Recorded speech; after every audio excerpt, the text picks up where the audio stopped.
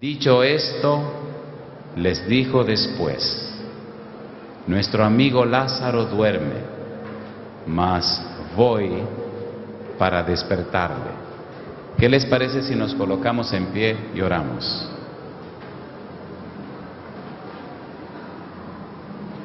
Querido Padre Celestial, gracias por el día que nos dio. Gracias por la oportunidad de reunirnos otra vez en este lugar para estudiar su palabra. Gracias, Señor, por los amigos y amigas presentes. Gracias por todos aquellos que en cualquier lugar del mundo están siguiendo esta programación. Gracias por los hermanos y hermanas que nos acompañan en esta hora. Permita, Señor, que los ángeles puedan moverse en este ambiente y su Santo Espíritu pueda hablar a cada corazón presente. Que el Santo Espíritu nos traiga palabra de vida para la vida eterna. Que las palabras del predicador sean sus palabras. Que no escuchemos palabras de hombres, sino las palabras de Jesús, la palabra de verdad.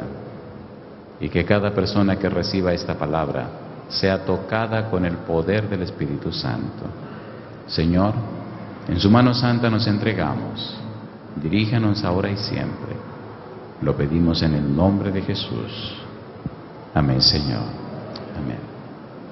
Hay un incidente en el capítulo 11 del libro de San Juan que nos hace recordar el desarrollo del ministerio de Jesús. Cuando estudiamos el Evangelio según San Mateo, encontramos que el evangelista Mateo dividió su evangelio en tres partes. En la primera parte plantea el nacimiento del Señor Jesús y todas las cosas que envolvían ese nacimiento. En la segunda parte nos habla acerca del ministerio de Jesús. Y en la tercera parte nos habla de su sacrificio, crucifixión y muerte. Es bueno saber que en la segunda parte, San Mateo capítulo 4, versículo 17 en adelante, el Señor Jesús comienza una maravillosa experiencia.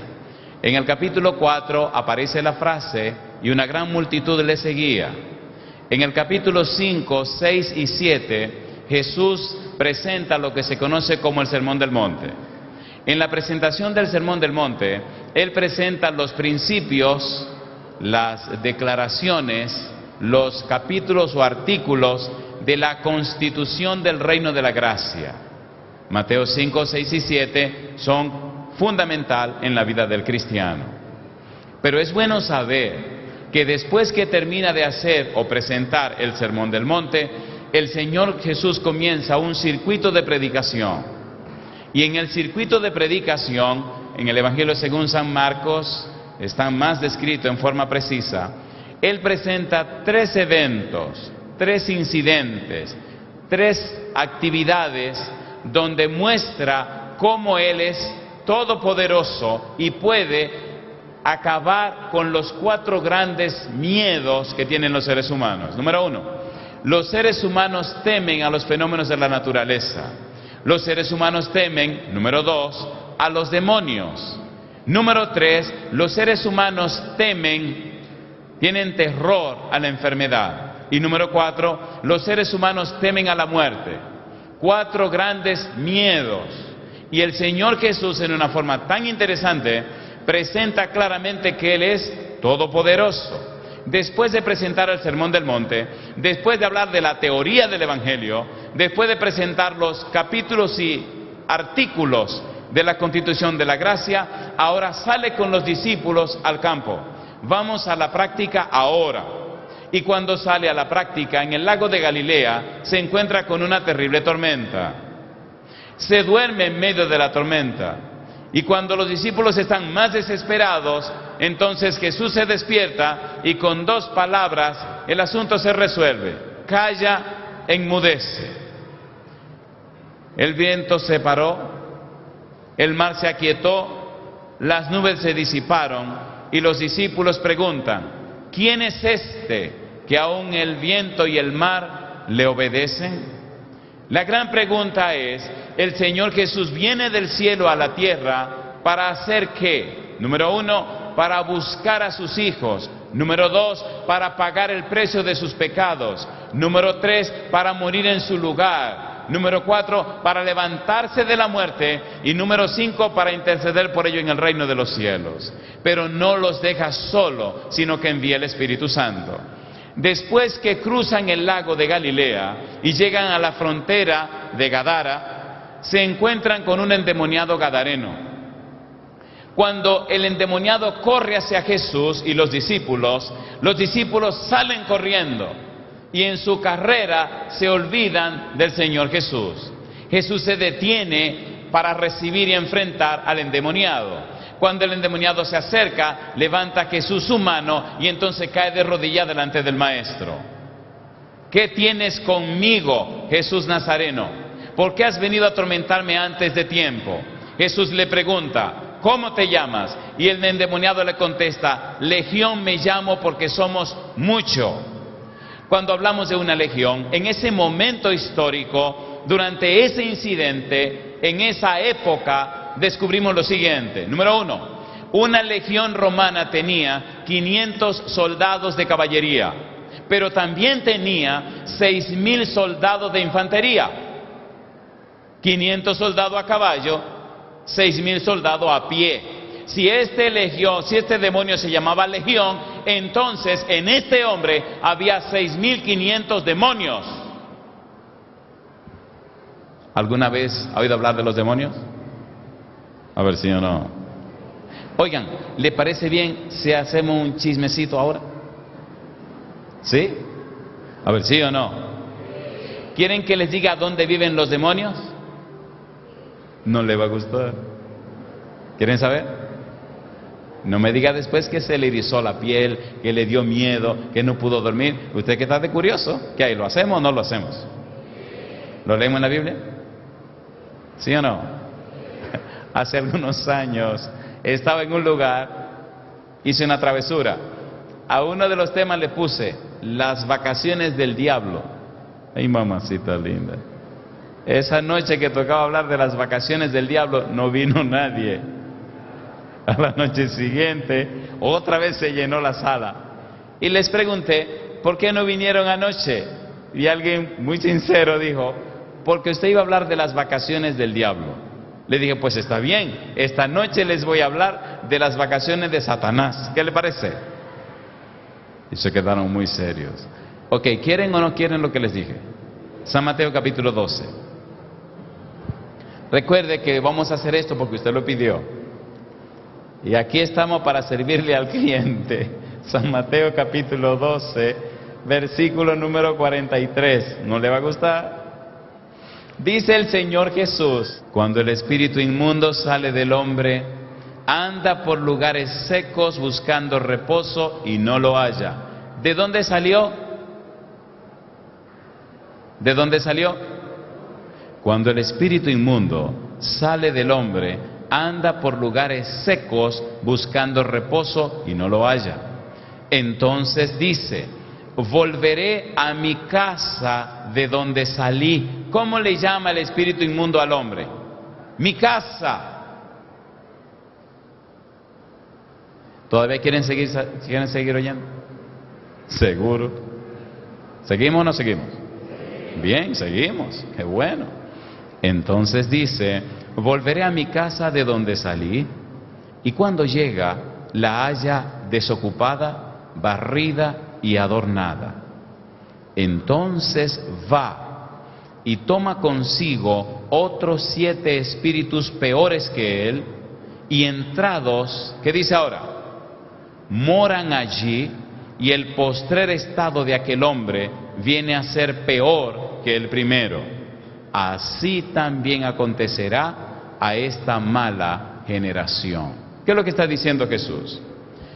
Cuando una persona escucha la palabra de Dios, cuando una persona conoce el Evangelio, cuando una persona se expone a la obra del Espíritu Santo, el demonio no se puede resistir. Cuando la palabra de Dios llega con el poder del Espíritu Santo, el demonio tiene que moverse, tiene que salirse. Sin embargo, el Espíritu Santo jamás poseerá a una persona, jamás dividirá en una persona que no haga las cosas como Dios establece. Cuando el espíritu inmundo sale del hombre, anda por lugares secos buscando dónde reposar. Y no hallando dónde reposar, es decir, y viendo que las casas están habitadas, y viendo que las personas están llenas, entonces decide volver a la casa de donde salió. Pero la casa de donde salió es una casa que ha sido expuesta a la palabra de Dios, al Evangelio de Jesucristo. Lo sacaron de esa casa, el poder de la palabra de Dios lo echó afuera. Pero ¿qué pasa?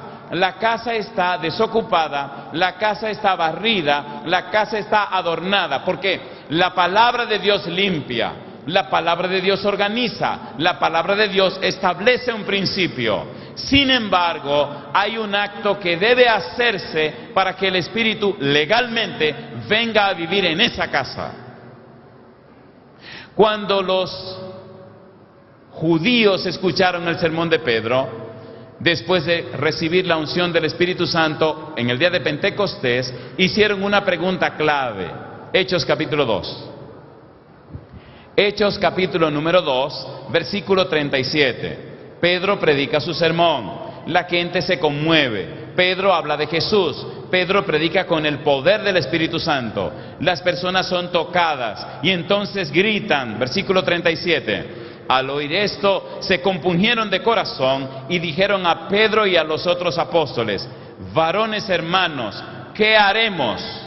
Pedro les dijo: arrepentíos y bautícese cada uno de vosotros en el nombre de Jesucristo para perdón de los pecados. ¿Y qué dice ahora? Y recibiréis el don del Espíritu Santo. Alabado sea el nombre de Dios. Le comentaba a alguien que el bautismo es un acto legal. ¿Qué es el bautismo? Un acto legal. El bautismo es un acto forense. El pecado es transgresión de la ley. La ley es la base del tribunal. Dios es el juez. Jesús es el abogado defensor. Usted y yo somos los acusados. Satanás es el fiscal. Todo este problema es un asunto forense, un asunto legal.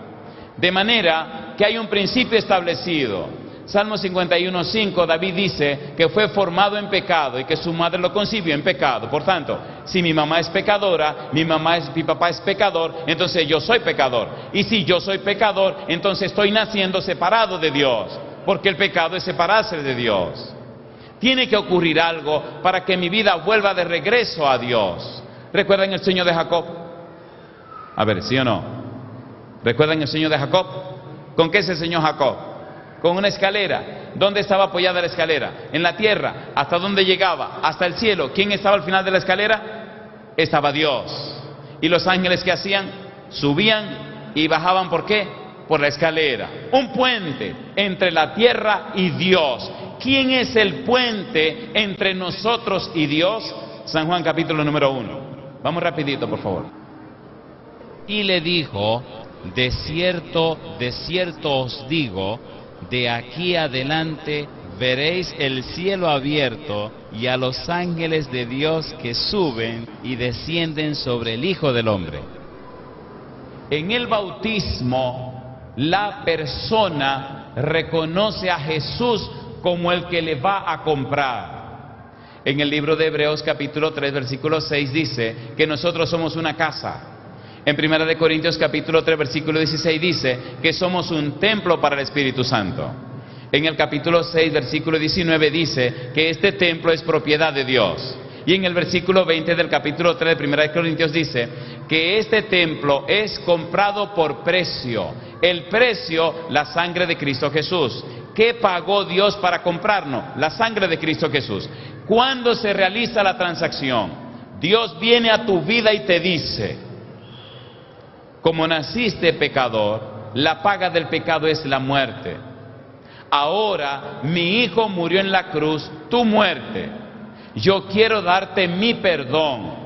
La palabra perdón significa: yo pago el precio de tu pecado.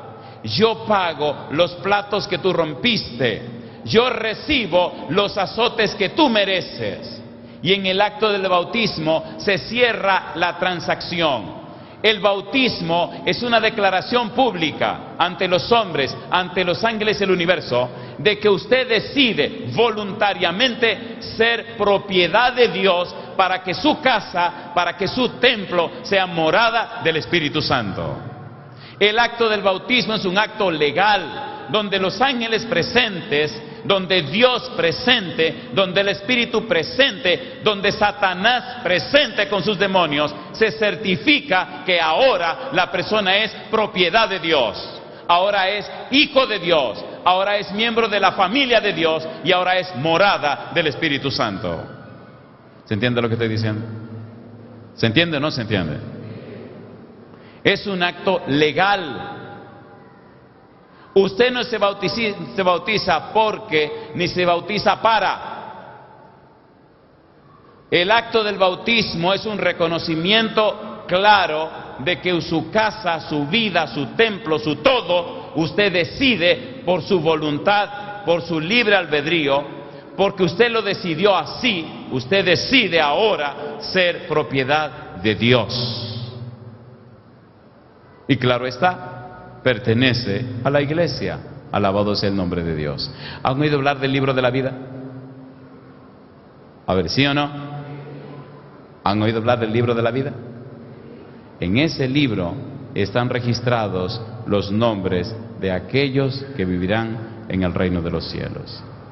Oigan, ¿le parece si le damos un apretoncito ahora? A ver, a mí me gusta que le duela. Me gusta donde vivo porque hay muchos mexicanos. No creo que haya mexicanos por aquí. ¿Aparecerá algún mexicano aquí en la sala? Por lo menos un mexicano. Ahí mi madrecita. Ningún mexicano. Qué raro. Nadie es mexicano aquí. Ninguno. Qué raro. Bueno, posiblemente usted que está en su casa sí sea un mexicano. Ahora le voy a dar un poco de jalapeño a esta gente aquí en Argentina. ¿Ustedes no comen picante? Olvídenos de los jalapeños. Entonces déjame seguir con lo que estoy haciendo. Déjame seguir con mi asunto. Hechos capítulo 2, versículo 37 y versículo 38. El bautismo es un acto legal. En el bautismo la persona acepta que Dios le compre con la sangre de Cristo Jesús. En el bautismo la persona decide entregarse en las manos del Señor. Al oír esto, se compungieron de corazón y dijeron a Pedro y a los otros apóstoles: varones hermanos, ¿qué haremos? Pedro les dijo: arrepentíos y bautícese cada uno de vosotros en el nombre de Jesucristo para perdón de los pecados y recibiréis el don del Espíritu Santo. Cuando la persona conoce el plan de salvación, cuando la persona conoce a Jesús, cuando la persona decide entregarse a Jesús, cuando la persona decide ser bautizado o bautizada, en ese momento se abre entonces un acta en el cielo. La persona que se entrega es sepultada bajo las aguas y cuando sube de las aguas comienza una vida nueva. Simbólicamente muere, legalmente muere. Al subir ahora recibe la salvación, el don del Espíritu y por ende registrarse en el libro de la vida. Ese famoso libro de la vida es tan importante que llama la atención un incidente en el libro de Éxodo capítulo 32. Éxodo capítulo 32, vamos a leer esto que le va a doler. Este es el poquito de jalapeño que quiero compartir con ustedes. Éxodo 32. Déjeme hacer un poco la historia. Sí, estamos hablando del endemoniado gadareno, no se preocupe que para allá vamos. En el libro de Éxodo, en el capítulo 19, el pueblo de Israel se encuentra con Dios. Los capítulos 19 en adelante, el pueblo tiene una conversación con Dios. El capítulo 20, donde están las tablas de los mandamientos, Dios le habla al pueblo. Pero más adelante, cuando Moisés está en el monte, el pueblo cae en apostasía. Levantan un becerro con el nombre de Jehová y empiezan a adorar el becerro. Cuando Dios está arriba con Moisés le dice: mira, el pueblo se desenfrenó, desciende para que atienda a tu pueblo. Moisés desciende con la tabla de la ley y ustedes conocen el incidente. Jehová se molesta y le dice a Moisés: yo no voy a ir con ese pueblo, te voy a enviar un ángel que vaya con ustedes, no sea que me moleste y acabe con el pueblo completo. Cuando Moisés sube para alegar por el pueblo, le da una declaración a Dios que usted debe tomar en cuenta. Moisés se presenta y se planta delante de Dios y le dice: mira, Señor, una de dos, capítulo 32, versículo 31. Dice el verso 31, entonces volvió Moisés a Jehová y dijo, te ruego, pues este pueblo ha cometido un gran pecado, porque se hicieron dioses de oro, que perdones ahora su pecado. ¿Y qué dice ahora?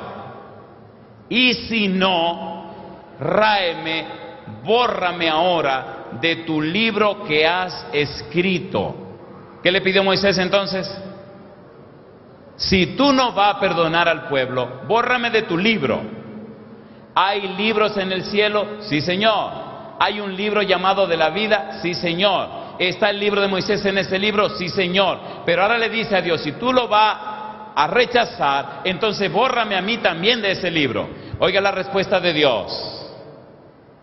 Y Jehová respondió a Moisés, al que pecare contra mí, a éste raeré yo de mi libro.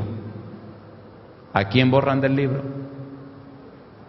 ¿A quién borran del libro? ¿A quién borran del libro? Al que pecare contra mí, a ese borraré yo de mi libro. No es mi propósito ponerte nervioso, pero aquel día que estaba haciendo tu poca vergüenza, no te creas que no te estaban mirando. No hay un lugar que te puedas colocar que el Señor no te vea. Sí, yo sé que es doloroso decir esto, pero alguien te lo tiene que decir. Al que pecare contra mí, a ese borraré yo de mi libro. Por eso es tan interesante el asunto del bautismo. A través del santo bautismo, las personas reconocen su condición, las personas aceptan a Jesús y entonces son registrados en el libro de la vida. ¿Por qué digo esto? Porque cuando la casa no es morada del Espíritu, entonces morada ¿de quién? De los demonios. Los demonios le dijeron a Jesús, había un hato de cerdos, déjanos ir a esos cerdos. Y el Señor le dijo, adelante. Y esos 6.500 demonios salieron de aquel hombre y se fueron a los cerdos y llevaron a los cerdos al desfiladero y los cerdos se mataron. Cuando los discípulos regresaron, después de haber corrido bastante por temor al endemoniado, y llegaron donde estaba Jesús, ya el endemoniado estaba vestido en su pleno juicio y sentado al lado del Señor Jesús. Primer temor, temor a los fenómenos de la naturaleza. Segundo temor, temor a los demonios. Tercer temor, los gadarenos le dijeron a Jesús, no, vete. Y él se regresó.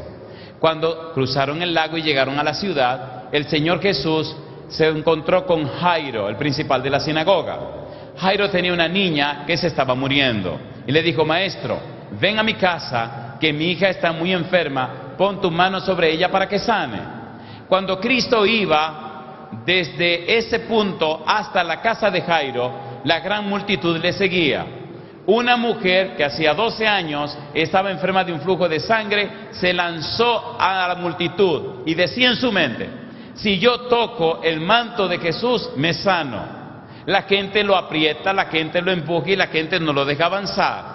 La mujer se lanza entre la multitud y como pudo se acercó y entonces tocó el manto de Jesús. Y acto seguido, ella sintió como el poder de Jesús sanaba su enfermedad.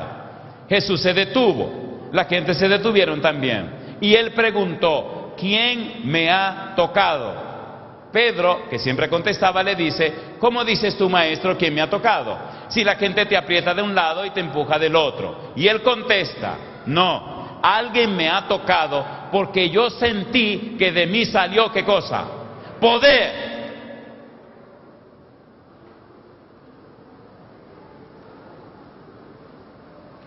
Hay demasiados cristianos convencidos de la verdad, pero no están convertidos a la verdad.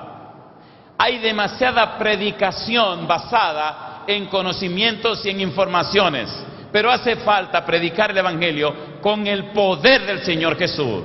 Es el poder de Jesús que da vida a la gente. Pablo decía que el Evangelio de Cristo es poder de Dios para salvación. Y entonces la mujer dijo, Señor, fui yo. Y él le dijo, hija, ve en paz, tu fe te ha hecho salva. En ese momento le dijeron a Jairo que ya dejara al maestro tranquilo porque su hija había muerto. Recuerde que estamos en el circuito después del Sermón de la Montaña. Recuerde que hay 4 grandes miedos. Número 1, miedo a los fenómenos de la naturaleza. Cristo calmó la tormenta. Número 2, miedo a los demonios. Jesús echó fuera a los demonios de aquella legión. Número 3, miedo a la enfermedad. La mujer acaba de sanarse. Y número 4, miedo a la muerte. Cuando le dicen a Jairo, ya no molestes más al maestro, tu hija murió, el Señor Jesús le dice a Jairo, Jairo, no temas, cree solamente. En otras palabras, no te preocupes. En otras palabras, estate tranquilo, vamos para tu casa. ¿Cómo estaba la hija de Jairo? Muerta. ¿Quién iba rumbo a la casa de Jairo? El Señor Jesús. ¿Quién es el Señor Jesús? Él dijo, yo soy el camino y la verdad y la vida. Y Él dijo, yo soy la resurrección y la vida. Cuando llega a la casa de Jairo, las plañideras están llorando, hay mucho alboroto, y entonces le dice, por favor, vamos a la habitación de la niña. Y entonces sacaron a las personas y entró con Jairo su esposa y 3 de sus discípulos. Y sencillamente le dijo a la muchacha, niña, a ti te digo, levántate. Y la niña abrió los ojos. ¿Quién estaba en esa habitación? La vida. ¿Contra quién estaba luchando? Contra la muerte.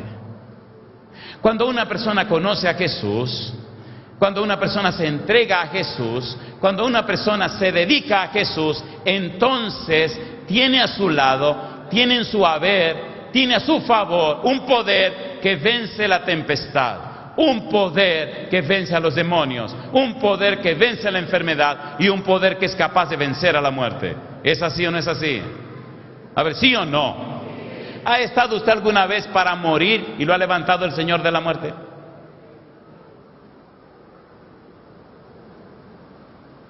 Me gustaría ver conmigo en pie aquellos y aquellas que enfrentando la muerte fueron oídos por el Señor y les devolvió la vida. ¿Hay por lo menos una persona así en esta sala? ¿Se puede poner en pie conmigo? Esos son los testimonios.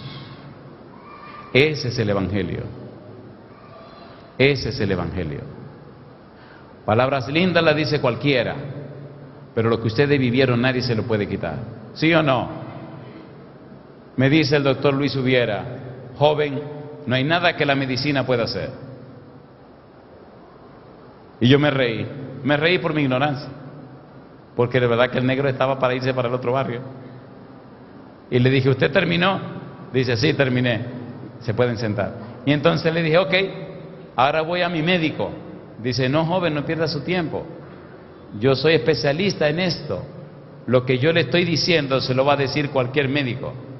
Y entonces sonriente le dije, no, yo no me refiero a otro hombre. Yo me refiero al médico divino, al Señor Jesús. Y comenzó a llorar. Él era un cristiano. Vino y me abrazó. Y me dice, entonces vaya al médico divino. Y fui al médico divino. Y le dije, Señor Jesús, parece que me están registrando para irme para el otro lado. Pero ¿qué cosa es? Yo solamente tengo 21 años. Hacía 2 años que me habían bautizado. ¿Cómo es posible que este asunto se acabe tan pronto? Recuerde, Señor, que usted y yo hablamos de que yo sería un predicador y viajaría por los diferentes países del mundo y que la gente se entregaría a usted y que el poder me acompañaría y que el Espíritu Santo. Y empecé a darle un sermoncito al Señor. Pero ahora dicen que el negro se va a morir. Qué cosa linda. ¿Ustedes creen en Dios? Le garantizo que el negro no se murió. Aquí está dando carpeta todavía. ¿Tiene Jesús poder para levantar a los muertos? ¿Sí o no? ¿Para levantar a los enfermos? Jesús le dice a los discípulos, nuestro amigo Lázaro está enfermo. Vinieron y le dijeron, Lázaro, el que amas, está enfermo. Jesús le contesta, esa enfermedad no es para muerte. Y se van contentos. Pero Lázaro se pone peor y se muere. Así que unos días después, 4 días después, Jesús le dice a los discípulos, vamos a Betania para despertar a Lázaro. Y los discípulos le dicen, maestro, si duerme, el tipo se va a sanar. Allá en Betania te quieren arreglar. Así que estate tranquilo, quedémonos por acá. No, Lázaro está muerto. y tengo que ir a despertarlo. Bueno, vamos a ir contigo para que nos maten a nosotros también. Cuando Jesús llega a Betania, Lázaro tiene 4 días muerto. Cuando habla con María y Marta, la misma historia. Me gusta que Marta y María dicen lo mismo. Si hubieras estado aquí, ¿qué cosa? Nuestro hermano no hubiera muerto. Y Jesús contesta lo mismo. Yo soy, ¿qué cosa? La resurrección y la vida. En el incidente de Lázaro hay detalles que no se dicen. Pregunta número 1, ¿estaba muerto Lázaro, sí o no? Pregunta número 2, ¿tenía 4 días muerto, sí o no? Pregunta número 3, ¿había una roca que separaba a Lázaro de Jesús, sí o no? Pregunta número 4, ¿hacía falta que alguien moviera la roca, sí o no? Ahora se presenta la vida otra vez frente a la muerte, pero entre la vida y la muerte hay una roca. Jesús jamás movería la roca. Aquí viene lo interesante de la vida tuya y la vida mía. Hay demasiados muertos espirituales en este mundo. Y entre esos muertos espirituales y Jesús siempre hay rocas. Mira, hay una roca que se llama dinero. Hay muchos muertos espirituales que están ocupados en el dinero. Y solo viven para el dinero. Y solo quieren ganar dinero. Y lo que les importa es el dinero. Alguien tiene que mover la roca del dinero para que ese muerto de 4 días pueda recibir la vida de Cristo Jesús. A mí me ha tocado hablar con muchos ricos que tienen mucho dinero. Y me da risa porque piensan que porque tienen mucho dinero hay que rendirle toda la pleitesía. Pero como yo no voy a buscar dinero, le digo las cosas de frente y me importa ¿qué me importa a mí? Yo le digo lo que le voy a decir y se acabó. No hace mucho visité a un rico, pero muy rico, un tipo con dinero que recuerdo que cuando llamé, el pastor Fulano, sí, cómo no. Me hicieron la cita de una vez. Llegué a la casa, me saludó la señora y todo, me llevaron a la oficina privada, donde solo reciben a cierto tipo de gente. Y cuando nos sentamos, eso es con mucha etiqueta y mucho protocolo. Y después que terminaron con su etiqueta y su protocolo, entonces me preguntan, dígame pastor, ¿en qué le puedo servir? Digo, no, yo vine a servirle a usted. Yo vine a decirle que ya es tiempo de que arregle su vida con el Señor. ¿Cómo así? Sí, ha perdido mucho tiempo. Es tiempo de que ponga sus cosas claras con el Señor. Usted se ha pasado la vida ganando dinero y ha ganado dinero y cada vez quiere más dinero. ¿Qué es lo que le pasa a usted? Es tiempo de que ponga sus cosas claras con el Señor. Ya es tiempo de que se arregle con Dios. Es tiempo de que se bautice y pongan su nombre en el libro de la vida. El tipo se quedó con la boca abierta.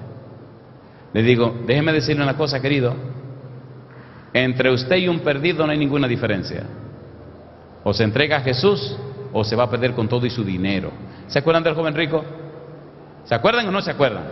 ¿Qué fue lo que hizo que el joven rico se perdiera? El dinero. Dice la Biblia, y no lo hizo porque tenía muchas riquezas. ¿Y de qué le valieron las riquezas? De nada, se perdió. Yo no sé si aquí hay personas que tengan mucho dinero. Disfrútelo, gócelo. Pero querido, querida, no se pierda. Porque con todo el dinero que pueda tener, si no tiene a Cristo Jesús, ¿está cómo? Está perdido. Hay una piedra que se llama dinero. Hay otra piedra que se llama profesionalismo. Hay personas que por ser profesionales son tan orgullosos que se creen que ya tienen al Señor agarrado por una mano. Son tan profesionales, son tan famosos que... ¡qué tontería! Cuando voy al cementerio me encanta ver los nombres de las tumbas. Y dice, doctor fulano de tal. Siempre dice, licenciado. Hasta se mueren los profesionales. Quite esa roca de su vida, querido. Remueva esa roca para que esa podredumbre que hay dentro pueda encontrarse con el hombre que es la vida, que es Cristo Jesús. Hay otro que su roca es la juventud. Están demasiado jóvenes, demasiado bonitos o bonitas para entregarse al Señor. No hace mucho me dieron una noticia de una muchacha muy elegante de 27 años que se había suicidado en Miami. Escuchen la carta que dejó. En su carta decía, yo soy fulana de tal, tengo 27 años, no me considero una persona fea, y en verdad era una mujer preciosísima. Un cuerpo hermosísimo, una cara bellísima, una cabellera, una mujer lindísima. Soy ejecutiva de la compañía tal. No necesito dinero. Tengo un carro europeo del año. Tengo mi propio apartamento en Long Beach. Y empezó a decir todo lo que tenía. Y decía, sin embargo, he sentido toda mi vida que los hombres que se me acercan solo vienen para disfrutar de mi cuerpo. He tenido muchos hombres, pero he sentido que nadie jamás me ha amado sinceramente. No le veo sentido a la vida, no le encuentro propósito, me siento vacía. Y a veces pienso que no habrá ningún hombre que sea capaz de amarme a mí sinceramente. Por esa razón no le veo sentido a mi vida y he tomado la decisión de suicidarme. Y se suicidó. Había una roca entre esa mujer y el Señor Jesús, la roca de la belleza, la roca del dinero, la roca de la juventud, la roca de lo que usted quiera. Nadie movió la roca. A veces vemos a las gentes en sus supercarros, sus supermansiones y con su supercuerpo y su super lo que usted quiera, pero a veces tienen un corazón vacío, un corazón completamente vacío de la vida. Están completamente perdidos o perdidas. ¿Sí o no? ¿Y quiénes son los que tienen que remover la roca? Los que están allí de curiosos. Cuando Jesús se presentó ante la tumba, dijo, Padre, yo sé que tú siempre me oyes. Y estoy orando no por ti, sino por esta gente que están oyendo. Y le dice a la gente, oigan, quiten la roca. Y entonces dice la hermana de Lázaro, Señor, tiene 4 días y ya hiede. Le dice, pero ven acá muchacha, yo no te he dicho a ti que si crees verás la gloria de Dios. Quiten la roca esa. ¿Hiede un muerto de 4 días? ¿Hiede o no hiede? ¿Cuántos creen que sí hiede? A ver, ¿cuántos creen que hiede? ¿Seguro que ustedes lo creen? ¿Han visto un muerto de 4 días? ¿Cuántos lo han visto? Entonces ustedes sí saben que hiede. ¿Se han dado cuenta los tipos de gusanos que tienen? Hay uno, ¿le explico cómo se ve un muerto de 4 días? Eso no lo voy a hacer, no. Después le da pesadilla a lo más chiquito. Había un cementerio en Puerto Plata y había una jovencita que había muerto en un accidente. Los padres llegaron a la ciudad y se rumoraba que las autoridades fueron muy aceleradas en enterrar a la niña. El mismo médico que la atendió se preocupó y comentó eso con la familia de la muchacha. Se creyó que la enterraron viva. Así que levantaron un acta judicial y fueron al cementerio para sacarla. Tenía 4 días muerta. Ese día estábamos nosotros enterrando a una persona. Y entre el comentario y el chisme del barrio y de la comunidad, entonces me dijeron, pastor, van a sacar a una muchacha que se murió en un accidente hace 4 días y la van a sacar para ver si es verdad que estaba viva o no estaba viva cuando la enterraron. Así que como yo soy el pastor de la ciudad de Puerto Plata, pues me dejaron pasar. ¿Y usted quién es? Yo soy el pastor de aquí. Bueno, de aquí de la ciudad. Ah, pues pase. Y me metí a curiosear. Los caballeros que iban a sacar el cuerpo de la muchacha, era su hora de desayuno, eran las 8 y tanto de la mañana. Así que estaban comiéndose un tremendo sándwich con una mano y en la otra mano tenían un guante largo y empezaron a alar la caja. Se comían su sándwich con una mano y con la otra empezaron a tratear sacando la caja. Recuerdo que sacaron la caja, le quitaron la tapa y mientras vieron la muchacha con todos esos gusanitos por encima, iban moviendo a la muchacha y entonces con la otra mano se comían su sándwich. Lo curioso es que la muchacha estaba boca abajo y se veía en la tapa de la caja todo aruñado, toda aruñada. La habían enterrado como viva.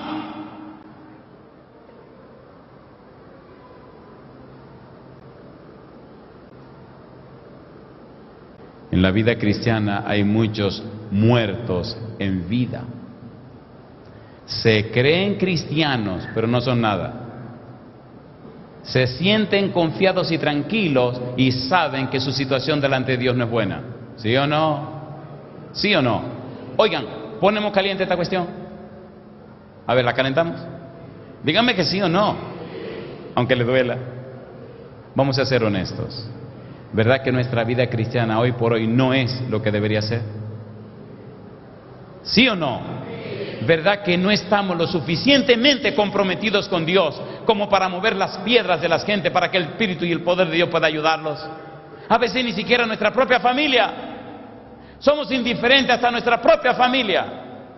¿O no? Nuestros hijos, hijas, hermanos, hermanas, esposas o esposo. Oh, no, que haga su decisión. Que haga su decisión. Y tú no ves que cada vez se está hundiendo más. Empieza a orar, a clamar a Dios, ayuna si es necesario, para que tú empujes la roca esa y el Señor Jesús tenga la oportunidad de trabajar con esa persona muerta en pecado. Cuando la multitud movió la roca, entonces el Señor Jesús dijo, número 1, Lázaro, ¿tiene Cristo poder para levantar los muertos, sí o no? ¿Recuerdan el hijo de la viuda de Naín? ¿Lo resucitó o no lo resucitó? ¿Sí o no? ¿Sí o no? ¿Resucitó la hija de Jairo? Sí, Señor. Y ahora dice, Lázaro. ¿Por qué lo llamó por nombre? Dice el apóstol Pablo que cuando Cristo venga con voz de mando, con voz de arcángel y con trompeta de Dios, los muertos en Cristo, ¿qué pasará? Resucitarán primero. Si Cristo dice, a ti te digo muerto, levántate, ¿qué pasa con todos los muertos? Se levantan. Pero en este caso dijo, Lázaro, a ti te digo, ¿qué cosa? Ven fuera. ¿Resucitó Lázaro? ¿Resucitó Lázaro? ¿Salió de la tumba? Yo te pregunto, ¿hay algún Lázaro aquí esta noche? ¿Hay alguna persona que sabe que está muerta en delitos y pecados? Déjense de tontería, la gente siempre vive fingiendo y poniéndose máscaras. Moisés dijo aquí clarito, que el que pecare contra mí, a ese yo voy a borrar de mi libro. ¿A que no te atreves a ponerte en pie reconociendo tu situación? Yo no sé cuántos días tiene de muerto. Lázaro tenía 4, bendito sea Dios. A mí me gusta la gente violenta, tiene 5 puntos mi amigo. Bendito sea Dios. Dejémonos de tontería. Si usted sabe que está muerto en delito y pecado y que usted tiene que resolver su cosa con Dios, póngase en pie conmigo. Yo no sabía que me iban a gustar tanto los argentinos, pero veo que son bravos también. Alabado sea el nombre de Dios. Bendito sea Dios. Hay un pensamiento que dice, usted puede engañarse a sí mismo por un tiempo, engañar a los demás por mucho tiempo, pero nunca engañar a todo el mundo todo el tiempo. Viene un día donde el Señor se presentará en la nube de los cielos y todo el relajo se acabará. Hay una serie que presentamos que se llama La Praxis de Jesús y está apoyada en un texto del Evangelio según San Mateo, creo que 16:27, donde el Señor dice que vendrá para pagar a cada uno conforme a sus obras. La palabra obras que aparece es tempraxen en griego, conforme a su praxis, conforme a la vida real que vivió. No nos engañemos más. No nos engañemos más. Pablo dice en Gálatas capítulo 6, no os engañéis, Dios no puede ser burlado. Todo lo que el hombre sembrare, eso también segará. Porque el que siembra para la carne, de la carne segará corrupción. Pero el que siembra para el espíritu, del espíritu segará vida eterna. No nos engañemos más. Adelante, mi amigo. Quiero decirles que me duele el hecho de que me voy el domingo. Tristemente me he encariñado mucho con ustedes. Le confieso que he buscado un negro como una aguja en un pajar y no lo he encontrado. Así que soy el único negro aquí. Y doy gloria a Dios por eso. La Biblia dice claramente, sin santidad nadie verá a Dios. Hay un libro que se llama La maravillosa gracia de Dios, de Elena G. de White. Y en la maravillosa gracia de Dios dice que la gracia de Dios puede extirpar nuestras tendencias al mal, heredadas y cultivadas. El Espíritu de Dios es todopoderoso y es capaz de cambiar nuestra vida. ¿Les parece bien si oramos ahora? ¿Podemos orar? Querido Padre Celestial, gracias por todos aquellos y aquellas presentes con nosotros en esta noche. Y gracias por los amigos y amigas, hermanos y hermanas que en cualquier lugar del mundo siguen esta programación. Pero en forma especial, Señor, gracias por estos hijos e hijas suyos presentes que han dado el paso al frente para decir: yo quiero que el Señor Jesús me saque de la muerte espiritual. Señor, aquí están. Derrame sobre ellos su Santo Espíritu en esta hora. Que sus cadenas sean rotas, que sus cuerpos sean convertidos en templos para el Espíritu Santo, que desde ahora y para siempre vivan para la gloria y la alabanza de su nombre. Padre amado, en su mano santa, en sus manos benditas, entregamos a cada uno. Lo hacemos en el nombre de Jesús. Amén, Señor. Amén.